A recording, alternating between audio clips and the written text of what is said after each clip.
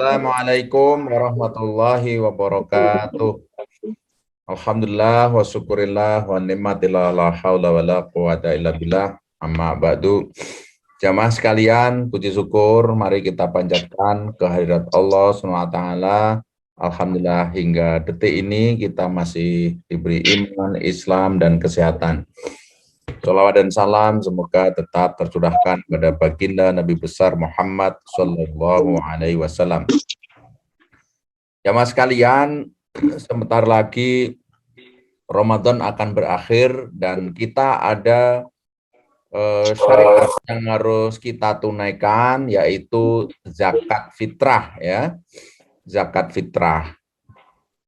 Zakat fitrah ini bagian dari rukun Islam. Saya kira udah pada hafal semua bahwa bunyal Islamu ala khamsin, bahwa Islam itu dibangun atas 5 perkara.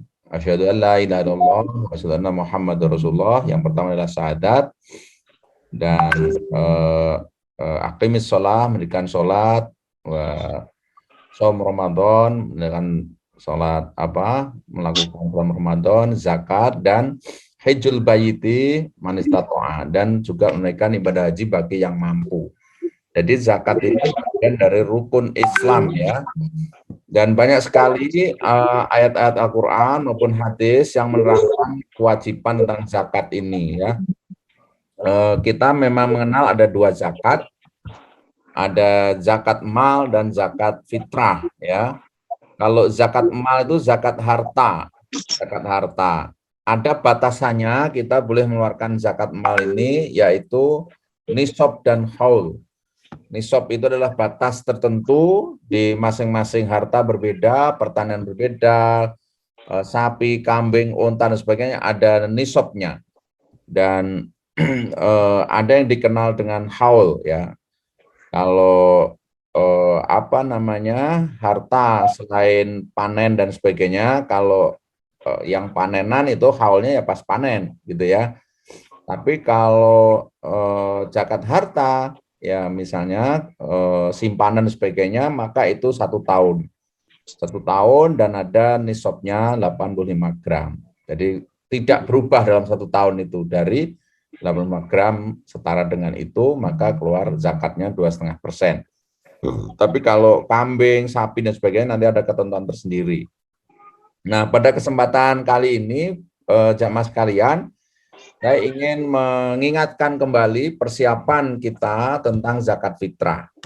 Pertama, zakat fitrah ini diwajibkan bagi semua, ya, semua orang, ya, baik pokoknya sudah lahir sampai tua renta, gitu kan.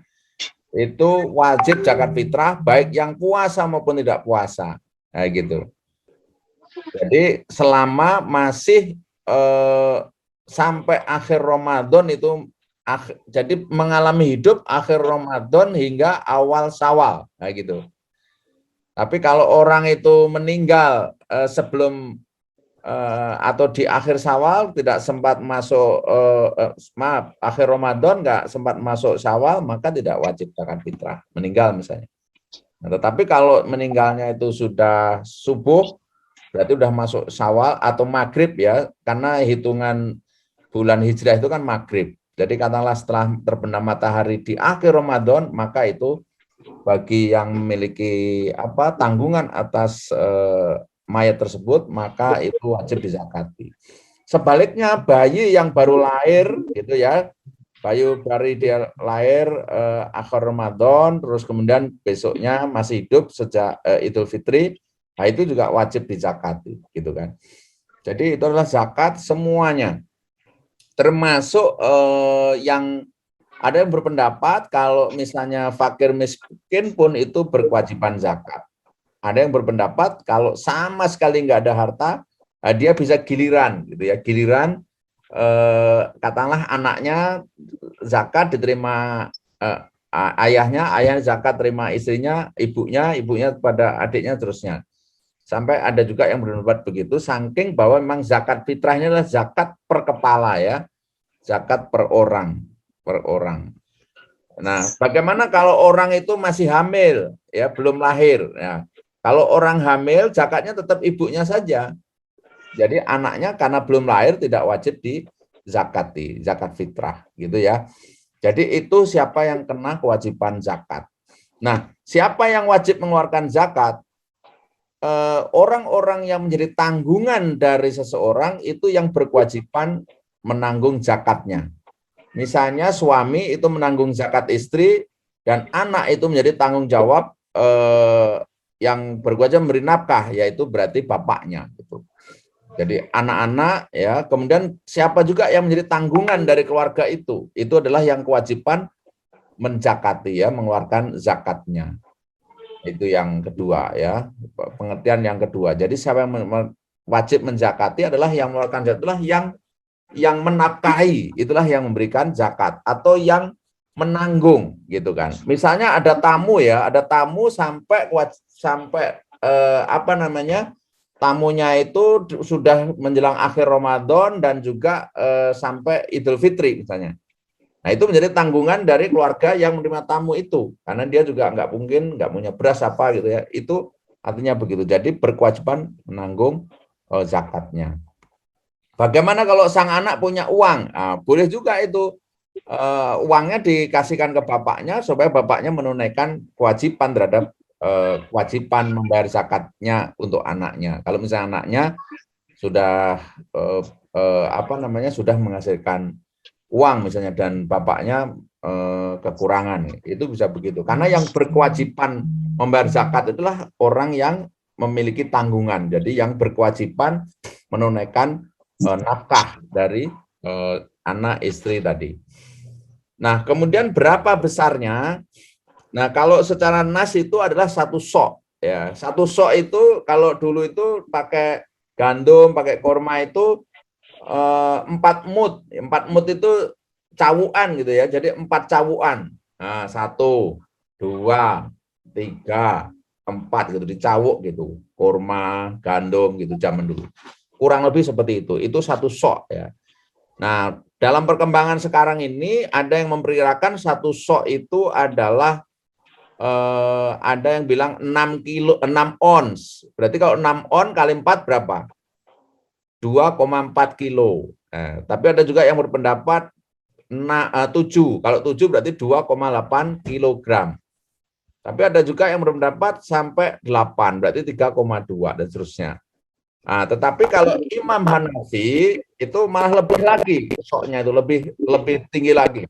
Kurang lebih sekitar 3,8 kilo. Nah, ini berbagai pendapat. Kenapa ini perlu diketahui, jamaah sekalian? Imam Syafi'i, Imam yang lain gitu ya, kecuali Imam Hanafi itu menganjurkan makanan pokok. Makanan pokok ya. Makanan pokok. Jadi makanan pokok kalau kita beras ya beras, jagung ya jagung. Kalau misalnya sagu, sagu dan seterusnya. Kalau di Arab korma, korma, kismis, kismis ya, gitu. Nah, bagaimana kalau dibayar dengan uang? Nah, uang itu pendapat dari Imam Hanafi. Nilainya bukan kita kalau menganut mazhabnya Hanafi yang ngikutin semuanya. Yang timbangan mutnya itu tadi besar tadi kurang lebih 3,8 kilo. Jangan seharga 2,5 kilo beras, jadi harus dilebihin. Ini ada pendapat yang menjelaskan demikian gitu ya. Tapi kalau misalnya bisa dengan beras, itu mungkin lebih tidak debatable ya, tidak terjadi perdebatan. Nah, kemudian siapa yang berhak menerima zakat fitrah ini? Zakat fitrah ini memang berbeda dengan zakat mal. Kalau zakat mal itu ada 9 asnaf itu ya. Tapi kalau zakat fitrah ini pendapat yang masyhur adalah untuk fakir dan miskin. Nah, meskipun ada juga yang berpendapat kalau fakir miskin sudah full, zakat itu juga bisa, zakat fitrah bisa digunakan untuk kepentingan yang lain, misalnya untuk pembangunan masjid dan sebagainya. Itu pendapat yang berkembang gitu ya. Tapi pendapat ulama yang masyhur bahwa zakat fitrah itu dikhususkan untuk mereka para fakir dan miskin gitu ya. Fakir itu siapa? Fakir itu orang yang tidak punya pekerjaan dan tidak punya harta. Sedangkan miskin punya pekerjaan dan harta namun tidak cukup. Nah, Nah, kenapa dianjurkan apa namanya disunnahkan apa istilahnya sasaran dari zakat fitrah ini fakir miskin? Karena memang orang yang kondisi demikian itu Idul Fitri itu adalah hari kebahagiaan, hari kembali fitri, hari bersenang-senang supaya umat Islam itu berbahagia, maka diberilah zakat ini supaya ikut merasakan kebahagiaan datangnya hari raya itu. Nah, begitu ininya. Nah,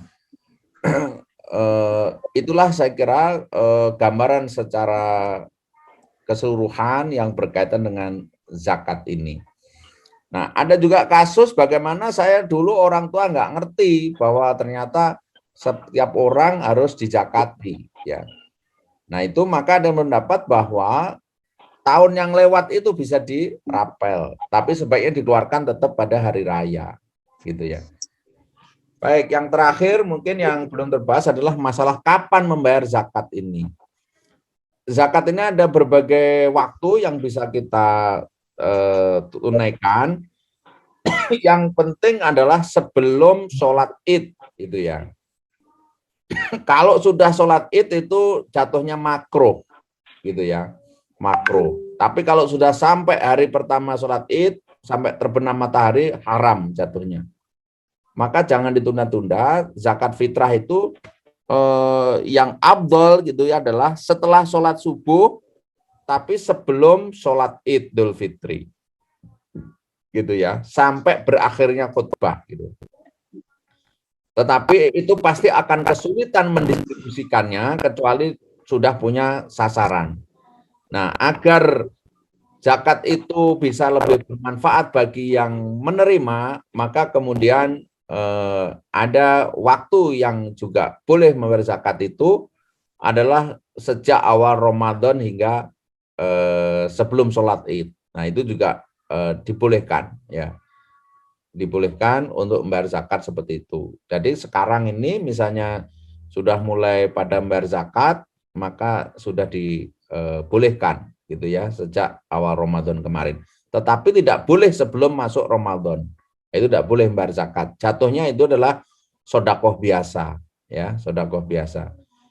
Jadi ini zakat fitrah ini termasuk ibadah mahdhah. Ibadah mahdhah itu yang tidak boleh dibuat-buat, tidak boleh membuat aturan sendiri. Jadi sudah tauqifi, jadi sudah dijelaskan oleh ajaran Islam secara rinci, ya, tidak boleh membuat aturan sendiri, maka harus mengikuti ketentuan-ketentuan yang ditentukan oleh syariat Islam.